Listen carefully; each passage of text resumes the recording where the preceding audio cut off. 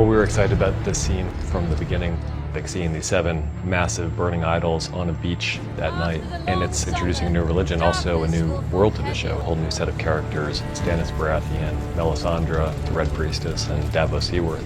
We meet Stannis on the beach in front of Dragonstone, where the idols of the 7 gods, the gods of the predominant religion of Westeros, are being burned. Darkness will fall heavy on the world. Stars will bleed. The priestess of this religion, Melisandre, the Red Woman, is conducting this ritual. We need to stop her. Stannis is thrown over the religion of his ancestors in favor of a new religion, the religion of the Lord of Light. Not now. Davos Seaworth is much warier of Melisandre and the new religion, but he's extremely loyal to Stannis, and wherever Stannis goes, he will follow. All you men were named in the light of the 7. Are you so eager to spit on your ancestors? Gemma Jackson had built these gorgeous effigies, which were then outfitted by the special effects department with gas lines. The statues, I thought in my head, they were like little puppets, you know, but they were like huge things. It was a tricky one, that, because there was a lot of people had opinions about the effigies, and in the end, we decided that they'd been carved out of old ships' masts and what have you. They weren't full of features, and all the wood kind of cracked and coming through. We had gas outlets around the base of the statues and within the statues themselves, so that we could keep them burning all night. As the sun went down and we had the water and the flames, it was really just a primal, beautiful setting. With the exception of Melisandre, all the people there witnessing the burning of the idols grew up with the religion of the 7, and now they're turning their backs on that. As Crescent said, they were all named in the light of the 7, kind of the Westerosi equivalent of a baptism, and they were married by septons, and their forefathers were buried by septons. It's quite a big thing to burn all these idols, to burn their religion down and saying, you were all wrong, there's only one God, and that's the Lord of Light. Do you want to stop me?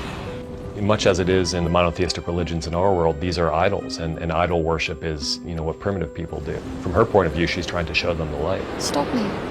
She comes from some distant land, and she brings with her a new religion and a conviction that Stannis is actually the agent for the assumption of authority of a new god. In the ancient books it's written that a warrior will draw a burning sword from the fire. And that sword shall be Lightbringer.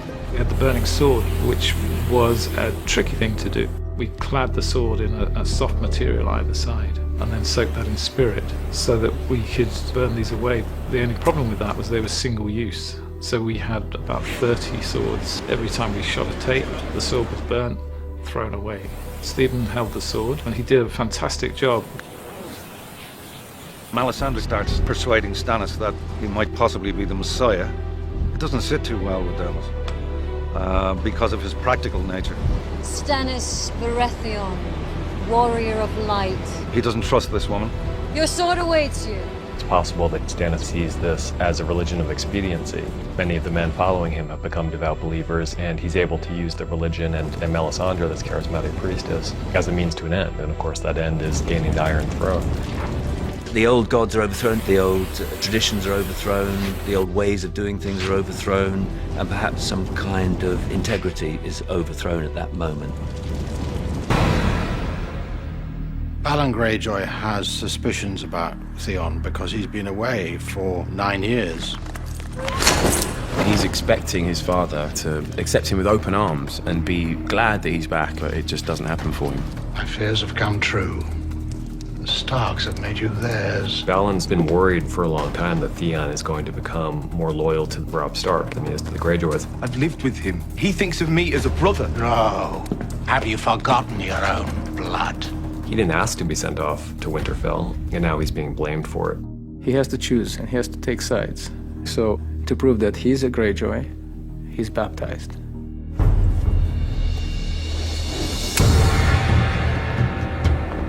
When the story reached out towards the Iron Islands and Pike, it needed something brand new and spectacular, and North Antrim Coast looked like a little medieval harbor. Very tough to get to, but definitely worth the trouble. One of the locals said, it must be the Iron Island, so he just got it. It was really great. Theon of the House Greyjoy, kneel. to be out there in that brutal location in freezing cold water and having it poured over him shows Theon what it means being a Greyjoy for the first time. The more my dad doesn't accept me, the more I want to show him that I can do what he wants. My sister and my dad watch me the whole time to see if I really am up to being a Greyjoy. It was a really beautiful day, and then about half an hour later, a gale started, and all day, sand in our eyes, sand everywhere. Barnacles and seaweed, and everything's very damp, and it was a pretty grim set to do. After his baptism, he takes on the style of the Greyjoys, which look like the rocks of the island they live on. Padded, studded jackets, oiled with grease, heavy coat pieces which they can wrap in and protect themselves from the elements. As a director, Alex quite precise about the detail of props, so we manufactured a bottle to look like something that was from the depths of the ocean, made with a skin and then held together with seaweed, basically, and different elements from the beach.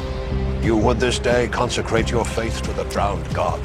Ultimately, he chooses his father's love, that one thing that he's never had, that he desperately wants, even though his father is a horrible person. Bless him with steel.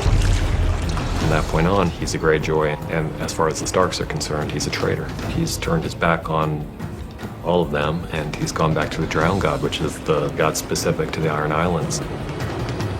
Theon proves to his father and his sister that he's a Greyjoy. Maybe his father does believe him. We'll find out.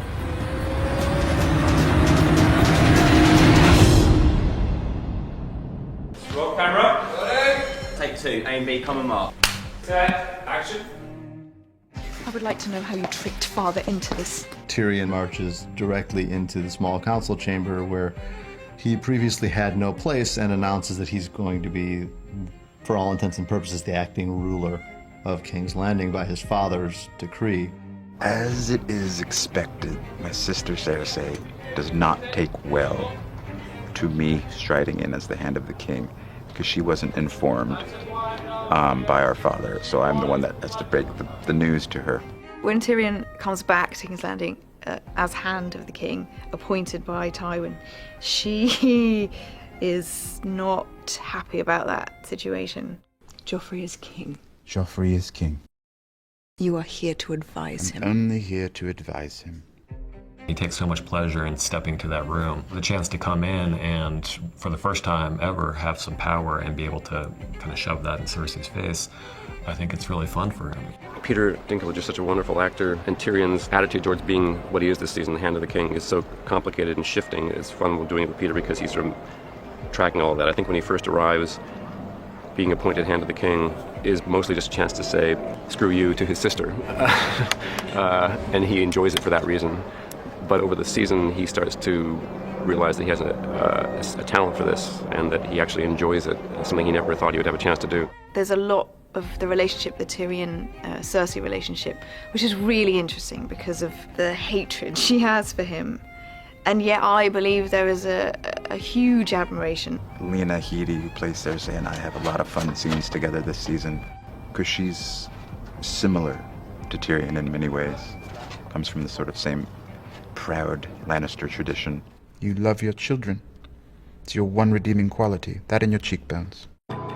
That's one of my favorite moments, just because they played it so amazingly well, and she just was was so convincing in her dismay at seeing this person who's been the bane of her existence from the time she was a little girl come in and tell her that she has completely wrecked everything. And that's, the great thing about this show is we're talking about kingdoms and war, but really it all comes down to how this guy feels about his father and how he competes with his sister. The small family things is what drives it. We had a lot of discussion about what Tyrion would be wearing in his triumphant entrance, and we decided ultimately to put him in his armor, not because he had just come from a battle. The battle that he had just come from was weeks ago and miles away, but he's coming in there and he wants to make a statement and he wants to rattle his sister as much as he possibly can. I think he takes a lot of pleasure in that, and also there's just in the bigger picture, aside from the kind of petty joy in showing your sister that you're not quite as much of a ne'er-do-well as she expected, He's actually much better at this than she thought he would be, or that anyone thought he would be. And this is a time when it's incredibly important that the Hand of the King be good at his job, because they're at war, you know, and the war is about to come home to King's Landing.